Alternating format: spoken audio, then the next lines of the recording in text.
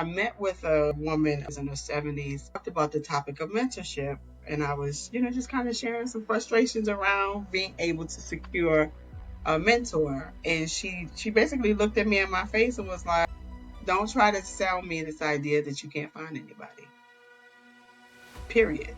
They're there. We are wanting direction so bad that we will listen to people who have no marriage. When you have never been exposed to a wife, right? You don't have no image, you don't have no real connections to people doing it well, then you're missing out on the nuances, right? You're missing out on the wisdom that is supposed to be passed down. If your thoughts about marriage and being a wife are diametrically opposed to someone else's, you're setting yourself up for conflict. It's much easier for me to point the finger at you for why my life is not going well than it is for me to point the finger at me. What we've been through has shaped how we see, right? I am not what I've been through.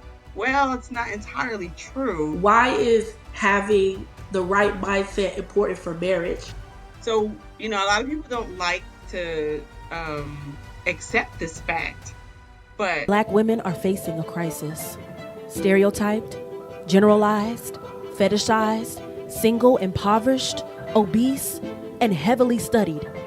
How can Black women at large break away from society's negative perceptions and even our own damaging behaviors to move into God's perfect design?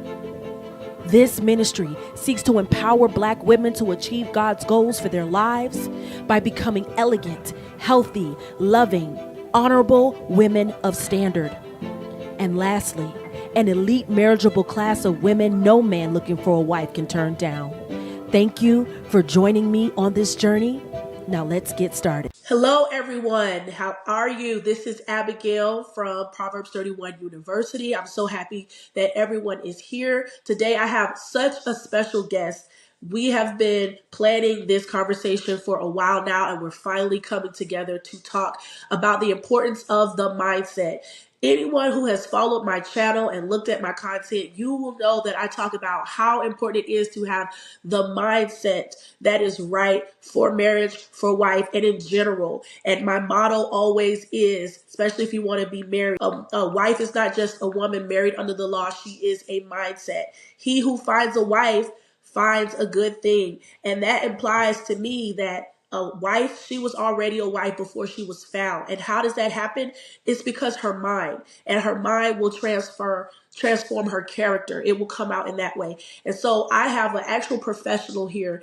She is going to introduce herself, and we're going to have this conversation about the mindset and why, as Black women, this is so important for us who desire to be married, and also just change how we show up in the world to present ourselves to others. So I'm going to have Dr. Simmons. She's going to introduce herself, and then we're going to get right into this conversation about the importance of the mind. How are you? I'm wonderful. Thank you once again for having me on your platform. It's always an honor to be able to share with like minded individuals. Yes, I am Dr. Simmons, often called Dr. Shanae. I run the Collective Wellness Institute. I'm the executive director, and I co lead a nonprofit with my husband, the Inside Reach Ministries. We've been married for 30, gosh, I'm about to say 33 years, but that is not true. That was going to be prophetic. Uh, we have been together for over 30 years. We are entering into our 29th year of marriage this year. We Wow. college sweethearts. Yes, we've been riding together for 30 years. And we do business together. So he's my partner at the Collective Wellness Institute, and we do ministry together, we do life together, we do family together, we do all the things together. I am clinically trained as a mental health counselor here in the state of Florida and in Virginia. In that training, it allows me to serve married couples. A good portion of my clientele are married couples, and my husband and I conduct marriage intensives. We are all about marriage. We are passionate about marriage. We have Bible plans on marriage. Before we were even trained, to do things well in this arena. We were doing things for the Lord in this area. So, as it pertains to the topic of the day, I'm excited to get the conversation going. You're absolutely right. Our mindset is important. And unfortunately, a lot of people are married without the right mindset. So I'm going to turn it back over to you. Well, thank you. That's a lot. Oh my goodness, 30 years. We have come to the right person today. We have come to the right person today, because when I tell you we have wisdom in the house, and the Bible says that the older woman teach the younger woman how to be good wives and take care of their children and household. So we have someone here that she is dedicated, her and her husband is dedicated to expressing and showing that message to everyone. So that's amazing. Congratulations. And I'm excited as well. One question though, I noticed you have an accent. Are you from Florida? No. Where are you You from? hear an accent? Wow. I'm originally from New York City. My I husband thought and I so. are both from New York City. Very few people are actually able to hear that. We haven't lived there for, gosh, 31 years. So we met outside of New York City. Um, and we haven't lived there in our entire marriage. But yes, I am a New Yorker. Wow, I could tell. I could just tell. It's the outfit. You have like a swag to your voice. Why do you believe the mind is so important? Why is the mind important in how we as Black women show up? And this conversation is mostly geared towards Black women, Hmm. but why is it so important for how we show up in the world, how we do life, and why is it so important? I mean, the Bible even talks about it so much. As a man thinketh, so is he. Hmm. He talks about the mind a lot. So, what is it about the mind that is so important and will really makes a difference in how we show up in this world? Well, the mind is our filter for life, right? It's the lens and filter of how we engage everything we do. You the let me clarify the mind. So, um, naturally speaking, we have a brain, and the mind house the brain is responsible for the mind. It's the center. It's the control center for our thoughts and our beliefs, the way that we process information, right? That's naturally speaking. That is true also spiritually speaking. The mind is the suke. It's the house of the soul. It's where our desires, it's our fears, our motivation, all of that is housed in the mind. So it is the lens, the filter, the engine, the battery. It is all of that for how we navigate life. And an example to kind of demonstrate that for you is we could both be in the same situation, and one of us could come out only seeing the positive, and the other could come out only seeing the negative. That is going to be determined by our mind. Why do you think that is? Why it seems like the mind is not just, of course the brain, it's a tool, it's a muscle, it's that, but it really does shape everything. Why do you think some people will come out, like you was for the example, why do you think some people come out seeing something one way and another person comes out seeing something a totally different way? What about those two different mindsets? Like, how was it shaped? How did it get to that point where people can go through maybe a similar situation but come out seeing various perspectives? Absolutely. So, a lot of people don't like to accept this fact, but our minds are shaped there and developed in early childhood, from infancy. And some of my colleagues might even support me in saying before infancy, before the child is actually birthed. Many families have learned the value of communicating and reading and speaking to a a fetus, the baby in utero, because there's value there, right? Now I'm not um a major neuroscience professional. I can't break all of that down. I am trained in infant and maternal mental health, so I have learned some things about infant mental health. And infant mental health has really helped to shape a lot of the things that we now do. We learned how, what they say, neuroplasticity, that our brain, we used to think once the brain was formed, that was it. You use it or lose it, and then it's done. But we've now learned that that is not true. And the brain can continue to learn and grow and develop, right? And so, going back to the original point of the question, while a lot of us don't want to, a lot of people in our community, when I say us, I'm talking about the Black community, and marginalized groups in general, have a hard time grasping that, what we've been through has shaped how we see, right? I am not what I've been through. Well, it's not entirely true. And so in our early childhood years, we get messages. We have experiences and we get messages. We're taught how to expect, what to expect from people, how to behave, what how to speak, how to dress. We're taught all of those things. And so it shapes our mindset. It shapes what we believe we're supposed to do, who we believe we are, what we believe we should um, expect from people, what we believe we deserve. You know, if you've never been affirmed, it can be really difficult to be confident. And if you've always been affirmed, it can be very difficult to understand somebody who is not confident.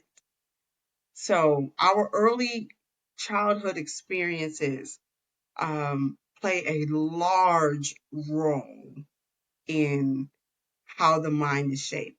Now, I will never say that that role is larger than God the Father, because he formed us in the womb. He fashioned us with various traits and so forth and so on.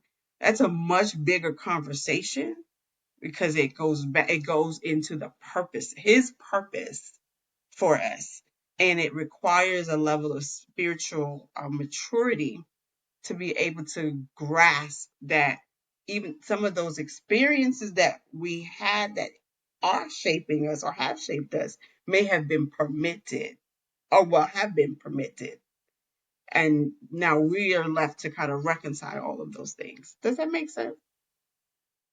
Yeah, and it's also, I would say, it's a little unfair, it feels like, too, because I mean, only having a lot of, I understand, development and who your parents are and the environments that you're raised in and what you see, all of that stuff is so important, but it seems like such a small part of the childhood, developing all of that to basically, that's going to assist in how you see the world as an adult and how you do things as an adult, because you're going to be an adult a lot longer than a baby, than a toddler, than a kid, a child.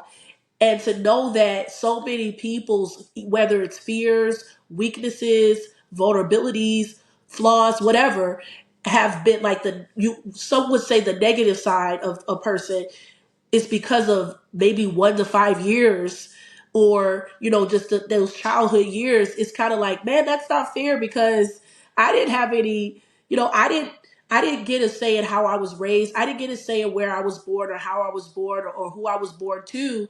And so to think that all of that triggers everything for me, and then as an adult, once you realize that, because you're like, okay, certain behaviors and patterns is just, or cycles, it's not working for me. So how do I get out of that?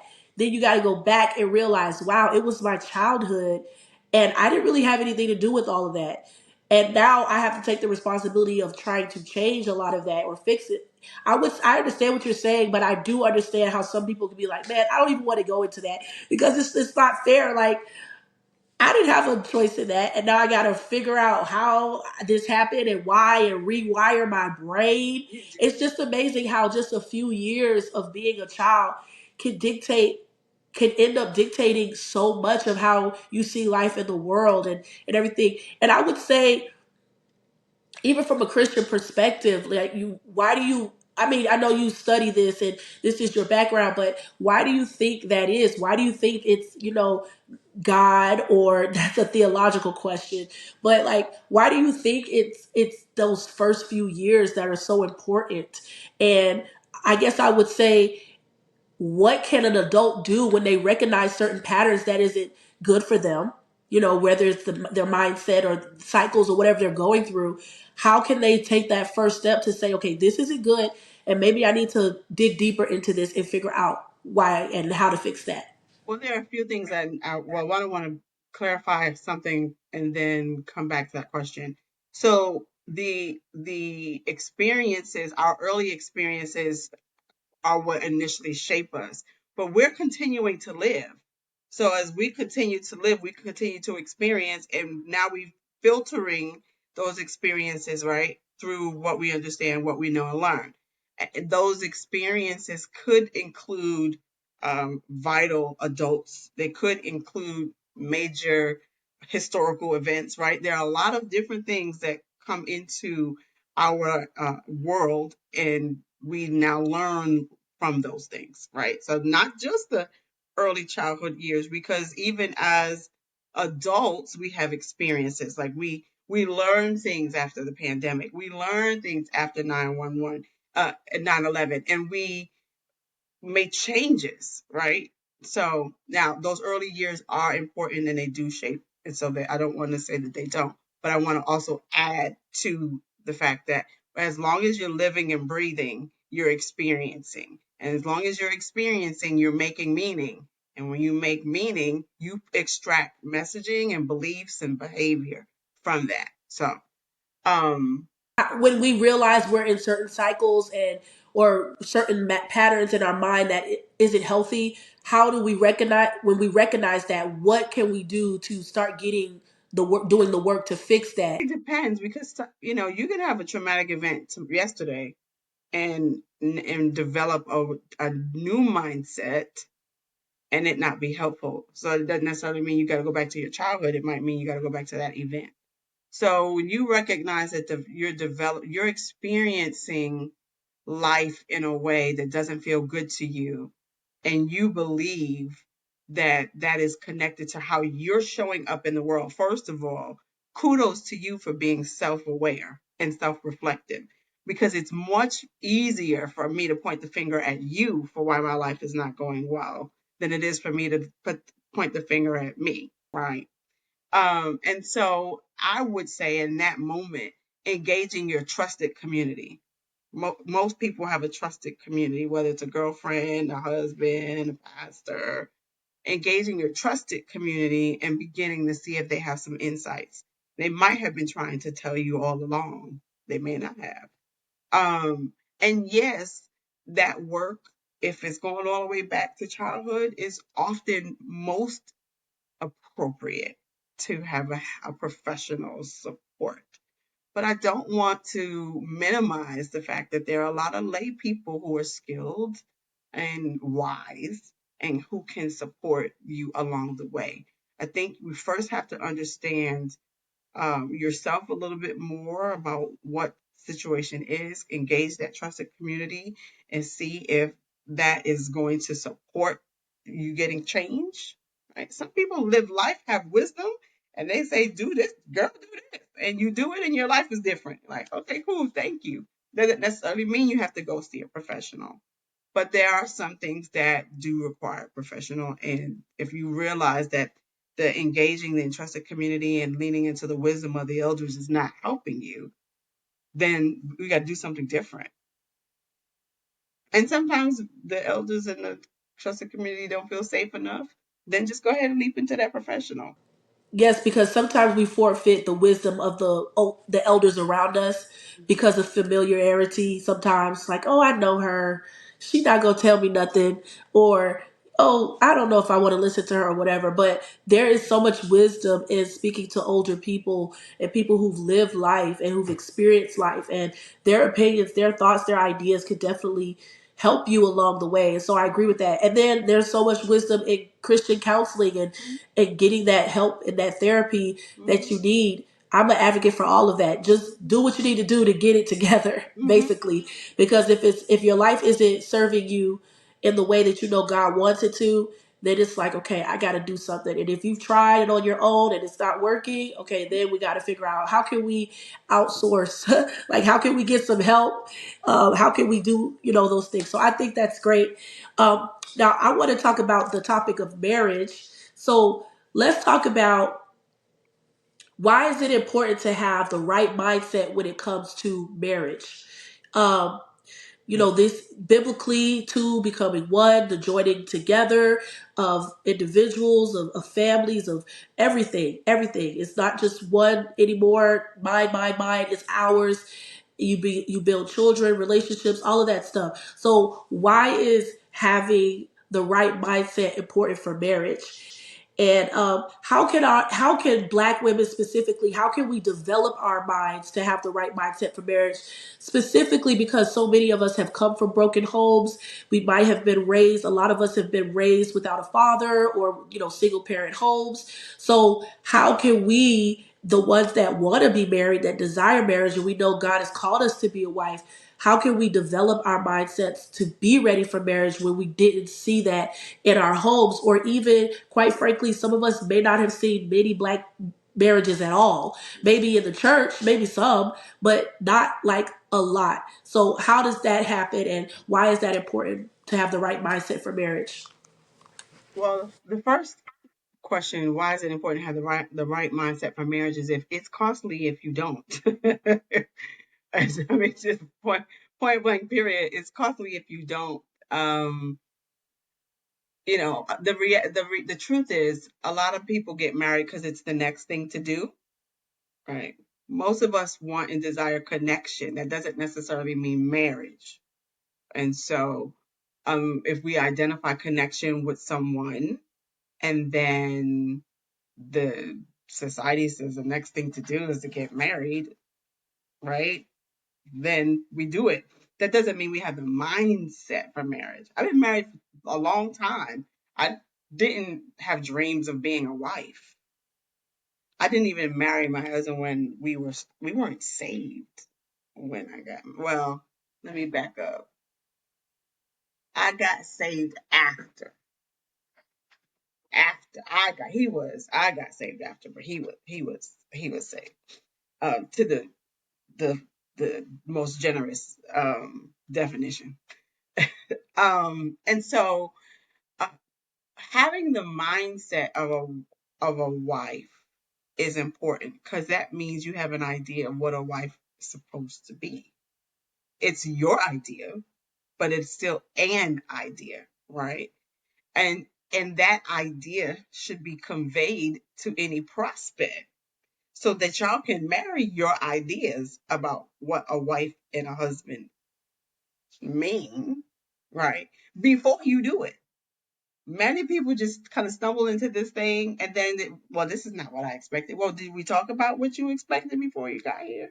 When a lot of times this is not the case, because our emotions have driven us into the decision, not a mindset, not a shared idea about what marriage means, especially when you have never seen one. A lot of people who have never seen one will want it because they never seen it. Because we often want what we never had, right? If you never had that, I want that. We want to be able to say we got what somebody else didn't do, or I broke the cycle. We want to be able to say that, but what exactly are you doing, right? Um, so on the front side, having a mindset about what a wife is and what it means to live that role is important for yourself. Get clear for yourself. Should help in the courting process, and should help in the premarital process. Many people don't do premarital counseling because they're convinced that this is what it should be. We love each other, so it's going to be fine. Well, it takes a little bit more than that. It really does. My husband and I always say that marriage is for grown folk. And we don't mean the numeric age of being over 21. We mean spiritually mature believers. And to be a spiritually mature believer means you're dying to yourself regularly, daily. So, um, now to get into a marriage and have different ideas about what you're supposed to do and what your mate is supposed to do is a setup for misery. And there's so many people who are more miserable married than they were single. Single, you can do what you want to do. Married, no sir, no ma'am. You got some accountability. So to be successful in marriage, we got to really get clear about what that means, not just biblically. Pardon me, because I'm a real girl. I'm just a real girl. I am married to a pastor, but I'm still a real chick. I'm not just talking about what the Bible say the wife is supposed to do. It gives you a gold standard that we're reaching for every day. But most of us know every day we fall short in some way, shape, form, or fashion. So we got to get real about what we're talking about when we say, what does it mean to be a wife? There's a lot of people glamorize that thing, but we got to be real. What does it mean to be your wife? Because being the wife of John versus being the wife of Joe versus the wife of Joshua is gonna look different because they have different things. Somebody might want breakfast every day. Somebody might want sex 3 times a day. Somebody may want you to take care of their mama and their first baby, right? So we have to be real about the practical, the natural, interpersonal things that require you to be a wife. And so you can have your ideas about that, but you have to marry those ideas to the ideas of the person you're planning to marry. And if your thoughts about marriage and being a wife are diametrically opposed to someone else's, you're setting yourself up for conflict. You're gonna have conflict anyway, first and foremost. Everybody just needs to understand that's gonna happen. You can't help it. But it's a big difference if I envisioned I was gonna be a stay-at-home wife, but you really need me to help pay the bills, but you still like the way the stay-at-home wife functions. So you want me to be at home and do all the things and work. That's that's a different conversation. Does that make sense? And so when you have never been exposed to a wife, right? You don't have no image, you don't have no real connections to people doing it well. I have to say well, not just doing it, but doing it well. Then you're missing out on the nuances, right? You're missing out on the wisdom that is supposed to be passed down because the older women teaching the younger women is not just teaching them how to dress and how to talk and how to serve in ministry. They should be teaching them how to conduct themselves at work, how to conduct themselves in community, how to conduct themselves with as a parent, how to conduct themselves as a wife. All of those things should be taught. But if you don't have that, then what are you basing your mindset, your wife mindset on? Fantasy? And I think a lot of people are searching so hard, specifically in the black community as black women, because a lot of us did not see it, or if we saw it, it may not have gone well, or we just hear bad stories about, oh, men aren't this, and oh, so and so cheated, or so and so did, and it's just like so many of us are searching, and so our thought of mind is, okay, well, what's Instagram saying? What's Facebook saying? What's the YouTube wife saying?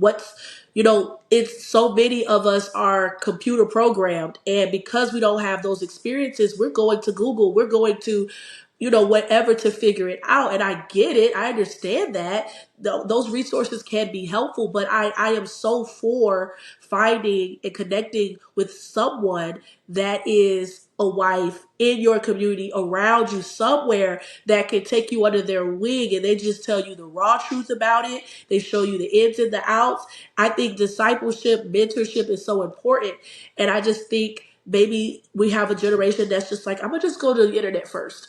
Or I'm gonna just, I don't feel comfortable going to sister so and so. What if she says no? Or what if I'm too immature? Maybe she thinks I'm too immature. Or, let me just go over here, and we isolate ourselves. And so I think because we don't have those examples, we just look for it anywhere. And if we see that our favorite rapper is, married, or but she's still slinging it this way, slinging it that way, wearing whatever she wants, doing whatever she wants. I don't cook, I don't clean, but I'm gonna show you how I got this ring.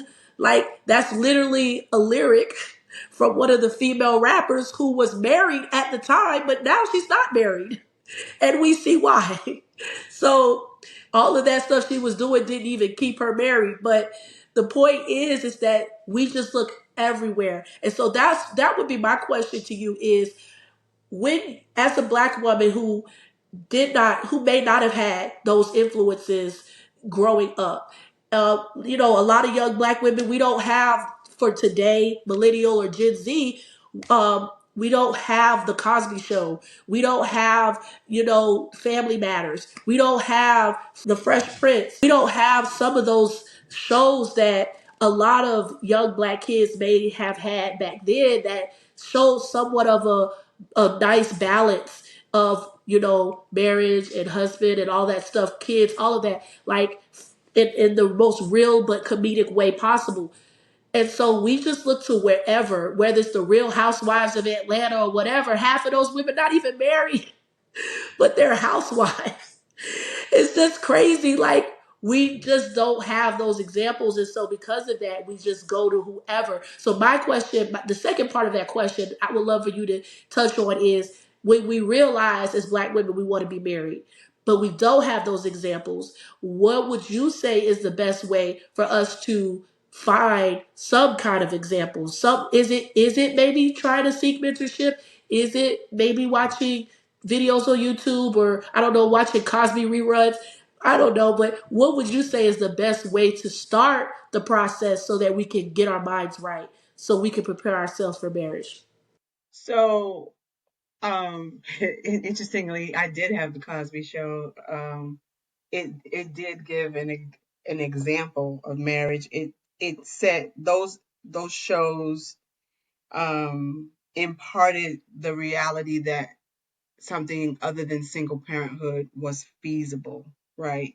Because before that we had Good Times, well, they were married too. Um, but anyway, Claudine, probably going back a little too far.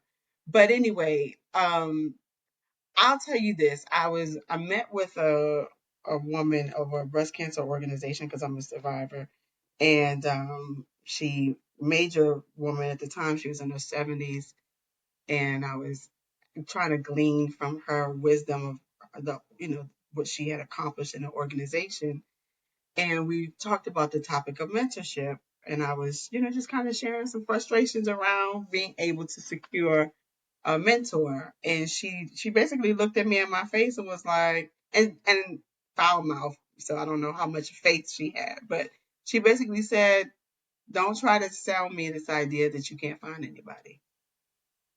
Period. That they're there. The truth of the matter is the examples are there. We may not, they may not be our aunt, right? That we lived with all these years and we could just pick up the phone and call. But if we're looking, we'll find. Anything you're looking for, you will find. It's the bottom line. When you open your eyes to look for a thing, you will find it. Now, will you be courageous enough to engage it? It's a completely different conversation, right? And so you can glean from individuals and community. There are amazing books out there. My hesitancy around some of the influencers is that we don't tend to vet influencers. We don't tend to fully check their credentials and their receipts. I can post a bunch of stuff and make myself look good. I can go get a branding specialist and we can use stock images and we can do all kinds of things to convey to the outside world that I know what I'm talking about. And that's the danger of the internet. Um, my husband and I were talking this morning. I can't tell you how many times we've been working with individuals um, for different projects, and oftentimes we would opt to work with couples because we're a couple. A couple can understand couples, and then we learn later on they never ever leaned into our wisdom, and now they're divorced. We could go, and my husband's a pastor. He discerns, and he'll nudge and offer, and you guys can come to our event, or you can. And in the instances that we were reflecting on, pride got in their way of telling the truth. If you're struggling, you need to be at this event. Now you get to be at this event differently because we are using your services. But if you choose not to and we're good, then that's you and your pride because you could have been in the room and you could have got the nuggets that would have changed the course of your marriage. So my point is this: the help is there. You got to go look for it. Sometimes it's closer than you think it is. Sometimes you got to work a little hard for it. But it don't matter when it comes to other things in our life. If it's about figuring out how to get our child the best school, we'll figure it out. If it's about finding that bag that we really had on our heart, we're gonna figure it out. If it's about, I really want a hairstyle and it's only this is she the only one here that can do this, we're gonna figure it out. It's about these lashes, we're gonna figure it out. It's about, and I hate to say the superficial stuff, but those are the things that oftentimes get over prioritized in community so we can look like we're okay. And now it's time for us to actually be okay and work just as hard as we would to look okay, to be okay. And that's the thing. And it means you got to work. Because listen, a good old full set with all the little things, honey, that stuff costs. And that is probably equivalent to a therapy appointment. I've seen people spend hundreds of dollars on their feet and their fingers. That's a therapy appointment. So we're going to look good or we're going to be good. Which one is it going to be? The people, the resource are out there. You're not comfortable asking sister so and so, go into the library and grab some books. And when you grab those books, look at who wrote them and then research who wrote them to see what their credibility is. Are they still married? If they wrote a marriage book, are they still married? Right? Because if you're not, I'm not sure I want to read it. That's good. And that's one of the things I've noticed. I even made a video about this on my channel probably last year, but the podcast scene is just blowing up, especially in the black community with relationships. And you have a lot of the gender wars, black women this, black men this, that's going on. And you have these, or they coming together. And it's just like sometimes we're such a curious generation. I don't want to say curious. I think the word is it's fatherless. That's really what it is to me. But we are wanting direction so bad that we will listen to people who have no marriage. Why on earth are we listening to 2-hour podcasts from people who have no marriage tell you about being married or dating or anything like that? They're not bringing on people who are married. They're not bringing people who are experts in marriage, who have actually been married 20, 30, 40, 50 years, still being married and stuff like that. They're not bringing those people on. They're just giving their opinions from a lot of hurt places and from a lot of bad experiences from friends and family, maybe even their own household. And it's just like we have so many people who are directionless. They want relationships. But I mean, some of the biggest black podcasts I can think of now, and I'm not going to name, but they have their whole spiel is relationships and none of them are married. the hosts of the show are bringing on married couples, and fine, you can glean from that. But why are you, as the MC, not married? If this is an area that you're interested in, it's been 5, 6 years since you hosted the show. You're not married, or you've been divorced, or it's just ridiculous. And it's sad because one of the things that I looked up when I started getting into this work of marriage and black women and imaging and all that stuff is that black women or black men and women have the highest divorce rates. Mm-hmm. And so it's not even just not being married, having low marriage rates, but also for those who get married, they have high divorce rates. And the worst thing to do if you want to be married and even stay married is listening to people who have no understanding of marriage, never been married. They were married for 5 minutes and now they are an expert in marriage and they're writing books. So I love how you said it's so important to vet these people who are giving this information, because these some of these people are single, they've been hurt, and they're jaded and they're bitter, and they're giving you all this information Mm-hmm. that you don't understand. What you listen to is getting in your system, and now you're going to see men, women, the world through those jaded lenses from someone else's situation. Yeah. And so I love that you said it's important to vet the people that we're listening to and getting advice. And of course, nobody's perfect. Even if you do get relationship advice from a married couple that's been together for a long time, or a married person, doesn't mean that their marriage is great and excellent, but there's something that's keeping them together. There's something they have some kind of fruit, and I'd rather listen to that than someone that has no fruit, no marriage, none of that, no patience, because marriage will give you patience. You're just like, oh, cut them off. They forgot this, just cut them off. And I'm like, you can't do that when you're married, especially when you have kids. You can't just cut people off, because that's when you're dating. Cut them off if you want to date, but when you're married, you don't cut people off like that. And so, talk about just a little bit more about the importance of vetting people that we're listening to when it comes to this advice. Because yes, we know a lot of us did not see marriage. A lot of us are seeking understanding. A lot of us want to know how to be married and how to do this right. But does that mean we need to turn to people who have no fruit, no evidence of walking in a marriage for a long term consistently? No. So just talk about that a little bit more. I think I want to be careful and fair. I don't want to say that an unmarried person um cannot bring value, right? There are a lot of people who, for whatever reason, have opted to support the marriage community who are not married. So when I say vet them, not I don't want to suggest that the only criteria is that they are married. Um, but it is a criteria explicitly, in my opinion, if you are a lay person. So let me back up.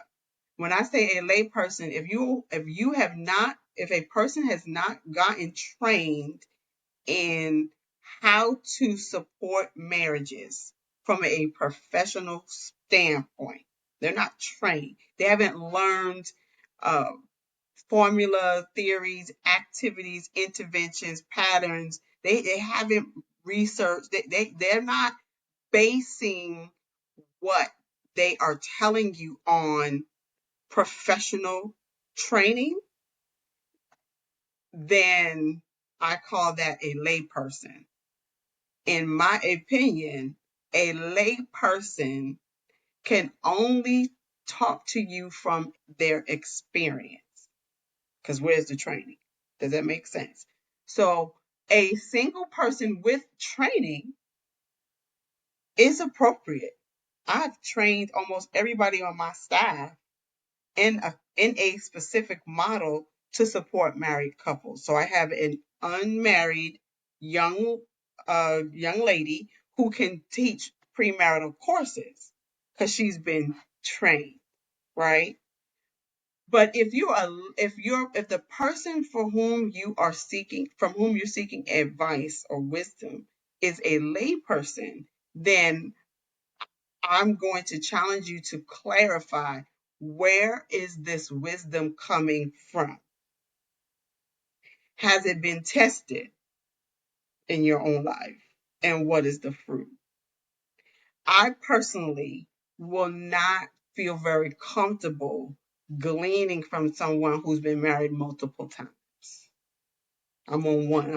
I've only had one, right? But I also have to be mindful that I'm not operating in pride and remain humble. So I'm going to ask God, is this what you want me to hear? If someone is sharing, because we can learn from our mistakes. It is possible to like, yeah, well, I got married. I did this wrong. This is where we went wrong. That is valuable information too. The mistakes, right? So, but there are a lot of Google researcher. I took this weekend course in relationship coaching, and now this is how I'm making my money today, right? So today you're a relationship coach. Yesterday you was a life coach. Tomorrow you're going to be a personal trainer. 2 years ago you was a chef. I'm telling you to pay attention to that. That's what I'm saying. Pay attention to that. um, there are people who have chosen to share from the lessons they learned from their mistakes. Valuable. But the one challenge that I have to share for folks to look for when you're getting marriage advice, if the person only has one way to do it, and that's the way they did it, that's the only that's a blind spot and a red flag, because all marriages are not created equal. As a trained professional, I'm able to adjust what I say and do and suggest with a couple I'm working with based on the characteristics of their marriage, because I studied marriages and I studied people. I didn't just take my marriage and say, do what I did, because not everybody is married to my husband and not everybody is married to me. So I can't use my marriage as the formula, even though it has been successful. I can't use that as the formula to say, this is everybody's formula. Does that make sense? So, yeah, vetting is important. Um, the Bible is incredibly important because, again, it's the gold standard. It's just that our interpretations, we can read the same passage and walk away with different interpretations. And that's the beauty and the dynamics of the word, right? But are we applying it appropriately in the environment that we're in, for the season that we're in? Being married at 20, being married at 30, being married at 40 and pushing 50, those are all different scenarios. Married with no children, married with babies, married with teenagers, married with adult children, different seasons. And so an expert in marriage should be able to help those people. But if I've only had my marriage with toddlers, how am I helping you with your marriage with adult children and grandchildren? Unless I have been trained. You're right. You don't want to push away advice or opinions from someone that may have had a broken marriage and they're like, hey, I think for me, the way to, and this is, you can let me know if you agree or not, but I think for me, the way to discern if taking a single person's advice or maybe someone that is divorce advice and they want to, and you're married or you want to be married and they're telling you, they're giving you advice. I think the way to, uh, see if this is good fruit or if this is worth listening to is, and this may be controversial, but for me is, are they taking are they taking responsibility for their part in the situation? Because if you are, if you came from a broken marriage and it didn't work for whatever reason, we don't know, but it didn't work, or you've been in dating and dating and dating and it never led to marriage or anything serious, and you're saying, well, it's always that person's fault. I have a hard time wanting to listen to you because you're coming from a jaded and bitter lens, and I don't want that getting into me. I want to know it takes two to tango, right? That's an old saying. So even if that person was a quote unquote narcissist, we use that word so much these days. Even if they were a narcissist, even if they were abusive or cheating, okay, that's terrible. But what did you not see? What did you not recognize? If you're going to help, give me a perspective that's going to help me and tell me what red flags I should look for or what I should be, how I should vet this person to make sure that this is a solid person. So for me, um, I think if you're going to take someone's advice that's single, they want to talk about dating or they want to talk about marriage, but they're divorced, definitely see if that person is taking any kind of responsibility in anything that they're saying about why their marriage or their situation dissolved or why they're still single. Like it has to be some accountability. It can't just be, well, it was always so and so's fault. So and so always messed up. Because then I just am inclined to feel like you are the reason why you're single. You're the reason why it's not working because you're so pointing the finger at someone else. And then if anyone were to take your advice, they're not going to see how I can get better. They're going to see, oh, this is what you're doing wrong. And that's just not good for a good relationship. It's always going to be, sometimes it's you, sometimes it's them, sometimes it's both of you at the same time. And so that would be my thing. What would you say to that? I agree 100% with you on that. I spend a lot of time talking to women who are out, of their marriages. They've gotten divorced, and um, the work that we talk about is just that. What do you learn? Anytime I work with a couple who one or both partners have been married before, I inquire of them, what did you learn about yourself from the last union? Because it is an indicator for me of how much ownership they're able to take, how much insight they have. We are all a contributor to the unions that we're in. And so if that union was unhealthy, yeah, it's important to figure out, how did you find yourself in an unhealthy environment, right? How did you become a part of something unhealthy? How long did it take for you to realize it was unhealthy? Why? And how did you disconnect from that? Right? So what are you learning about yourself in that regard? Absolutely taking personal responsibility. It's important to make sure that we're not bleeding on people, right? Without, a lot of times, a lot of times people will attempt to engage prematurely after a wound. Yeah.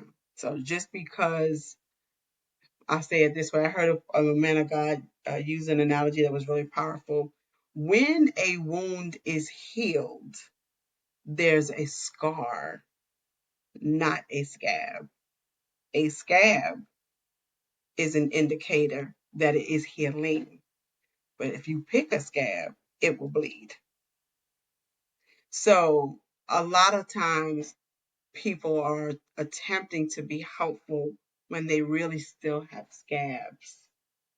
And so it just takes the right pressure for you to start bleeding on someone else. And so we really need to heal when the scab is healed. And we need to help after the scab is gone. So yes, personal accountability That's insight. good. Um, I got a few more questions. I know we're going a little, time. One of the things I wanted to talk about is when you counsel Black women who want to be married or engage in premarital counseling. Um, because our marriage rates are very low, and because a lot of us did not see marriage the right way or at all, what would you say are some of the common mindsets or common issues in the mind that a lot of Black women that you have counseled who want to be married? What would you say are the common ones that come up the most? And with those mindsets that are negative, specifically, how can they affect a marriage? I think you're asking like the things that are not healthy leading into marriage, that I'm gonna feel better because I get married. Marriage is gonna be the solution to the discomfort that I have in my life. Um, a lot of people get, I hate to say it, but a lot of people get married because of pressure. A lot of people get married because they are not confident that that there'll be somebody else better.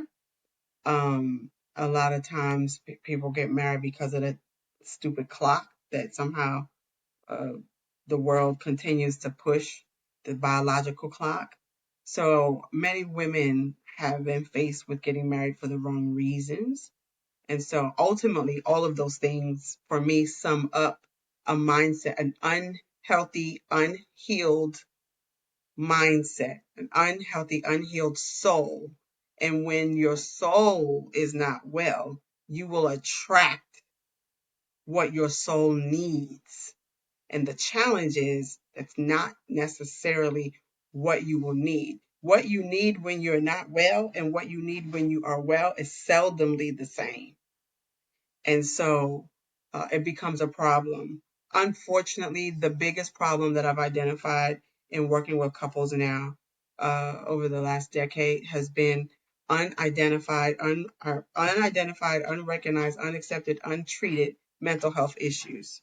And so when they get married, those are variables for both partners actually, and they're trying to do something that requires you to be well to do it well, but they're not well, so they're not getting good results. I did not expect that. Do you feel comfortable at all saying what kind of mental It could issues? be depression or anxiety. It's Okay. usually those things. Unfortunately, in our community, a large number unaddressed trauma. You know, we get past the trauma, that scab is there, and so we feel like everything is good, but it's not. We've identified a lot of our symptomology to be our personality, and it's not true.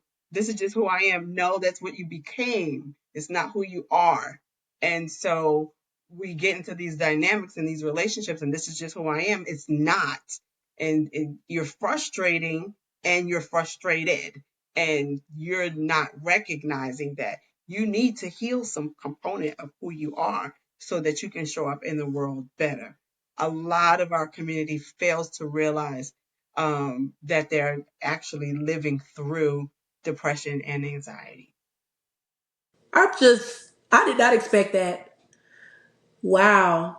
And I feel like the mental health conversation in the black community has always been taboo, but I do feel like in the last maybe 5 to 10 years, It's gotten better. it's it's gotten better. So I do see black women, black men, specific more so black women talking about mental health, talking about going to therapy as a possibility, Mhm. talking about those things. I know in some black churches, predominantly black churches, mental health conversation isn't, it's the traditional way of saying just pray it away, just pray about it.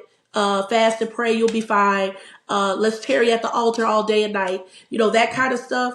But I do see that there are some resources for in the Christian black community Mhm. where people are opening up to it. And so do you think some of these unresolved traumas could be coming from that old adage of, well, God will work it out. You don't really have any issues. Just have faith, baby, and just pray, and Mhm. everything will just live right. Just seek first the kingdom of God. Like, do you think those things can contribute to why some black people, specifically black Christians, um, are like, no, I'm not gonna get any counseling, or I'm not gonna really think about this. I'm not wrong. It's the devil. It's demon. I need to get deliverance. It's something different. Do you think that could be the situation going on? That's my soapbox. So I'm going to intentionally answer this briefly. The answer is yes. It's why I do what I do. Um, it's a strong yes. It's not the only, but it is a major one. Um, and it's changing. I want to be fair. It's changing. The churches are starting to do a better job. I mean, we've lost pastors. Pastors have taken themselves out. So the church is not able to continue to ignore the topic, but we still have a ways to go. So yes, that is a big variable. We because we have learned how to survive. We had to learn how to survive. You don't get to sit around and lick your wounds and do all this stuff when you're in survival mode. So, I want to be fair about that, right? Like people are not just trying to be unhealthy. Um, but the reality is, yes, there's still a large element of stigma in our community, and ignorance in our community that perpetuates this from happening. There's still way too many men and women faith leaders who talk ignorantly about these topics. And that makes it difficult because, in essence, their influence restricts people from going to get help. And for some individuals, going to get help is actually an act of rebellion in their faith community because their faith community is not encouraging that practice. So, yeah, that I'm going to try to stay off my soapbox. You can stay on it. It doesn't matter to me. I think that's great. But I do like how you were trying to be fair. You were like, yeah, but there are some things that are helping, and I definitely see more like YouTube shows and panels and stuff. They're talking about it more. I want to leave with this. The whole purpose was definitely exposing and talking about the mindset. Um, for a black woman out there again that wants to be married, that believes this is something that she wants to do, what would you say are the first steps? We did mention mentorship. We did mention like vetting the person that you want to be mentored by or reading their books or whatever and considering, even if they're single or divorced, not completely cutting them off, but definitely considering the source that you're getting your information from. What other ways would you say can prepare black women to just start if for specific, I mean, I've been married a long time too, not as long as you. I'm getting there in Jesus' name. But even as a married person, as a married woman, I'm realizing that I don't know it all either. I mean, sometimes you think, well, I'm married, so I have it together. No, you don't. Because as you said, there's different seasons of marriage. You have children, you have bills, you have health, you have so many things that can determine what's going on in your marriage. And so my thought is in closing, what advice would you give a black woman who's single, engaged, or she is married, but that wants to have the right mindset for what she's doing, whether it's her task for the day, being a wife, being there. I really believe having a servant's heart is important. Mm-hmm. Not being selfish and putting others before yourself. That's not something that a lot of people want to hear today because everything is about me, me, me, me, me, me, me, me, consumerism, me, me, me. And if you're going to have that mindset, I definitely think that you're not prepared to be married because it's not going to be about you. It's going to be about your husband. It's going to be about those kids. It's going to be about that house. It's going to be about a lot of stuff. And yes, you're important to it, but that's why you got to have the right mindset. So, yes, tell me what advice you would give for a black woman that wants to be married or is married, but needs to have the right mindset for all of that. I think I'd sum it up by saying check your motives. Like, why? What is this about? What is it for? What are your expectations? Um, if you're not married, if the person is not married, this is a great time to get clear about what it is that you want. What do you envision? What are you looking for? Who do you want to be married to? Who are you willing to what? Marry, I said this the other day. Marry what you are willing to submit to. We didn't talk about that word, but marry what you're willing to submit to. If you don't respect him, you probably shouldn't marry him. If you gotta control everything, you probably shouldn't marry him. A completely different topic, but necessary. If you're not married, stay single if you want to be in control. I'm talking to the wives. Now, if you are married, I think it's good to check in with your husband. How well am I wifing? How well am I wifing? How can I wife better? Right? What are we working on together? How happy am I? You know, am I feeling fulfilled in this? Find you a good community of married women. Women that don't hesitate to tell you, girl, you wrong. You need to go home and make that man dinner or whatever, right? Have accountability and have something to work toward and not be selfish. You can't, if you're selfish, you need to get to shake that out because marriage, the very first book I opened said marriage is about death. I closed it. I didn't want to read it. I went back to it later. But it is. It's about death to yourself. You're married. We haven't even talked about kingdom marriages. It's a completely different podcast, honestly. Kingdom marriages have nothing to do about your personal pleasure. So if you are married and you want to be married and you want to be in a kingdom marriage, you need to ask God, why, what are we doing? What are we working towards, me and my mate? And you should be asking your mate that too. What is the purpose for our union? When you're working on something that's bigger than you, then it's easier to kill your flesh. But if the only thing you're trying to do in your marriage is to satisfy your flesh, you need not to be married because marriage is not about satisfying our flesh, not kingdom marriages. That's wow, that's good. I love how you made the distinction between kingdom Oh, marriages. yeah. There's a lot of That's just a contractual calling. ones. There's a lot of contractual marriages. We got to tell the truth. But a kingdom Wow. marriage is a covenant marriage is built on God and what God wants and God's purposes, which means you submitted it to God and you go to God about it. And God tells you what to do with it and tells you what not to do. Tells you when to shut up, tell you when to sit down, tell you when to go do something you don't really, really, really, really, really want to do. Tells you when it's time to rise up. That's a kingdom marriage. And Wow. anything in the kingdom, anything you do in the kingdom don't got nothing to do with your pleasure. Well, what a great way to Selah. Let that sink in. That's so good. We might have to do this again because now I want to deep dive into something like that because that's so good. It's you're right. You said marriage is about death. It's so true.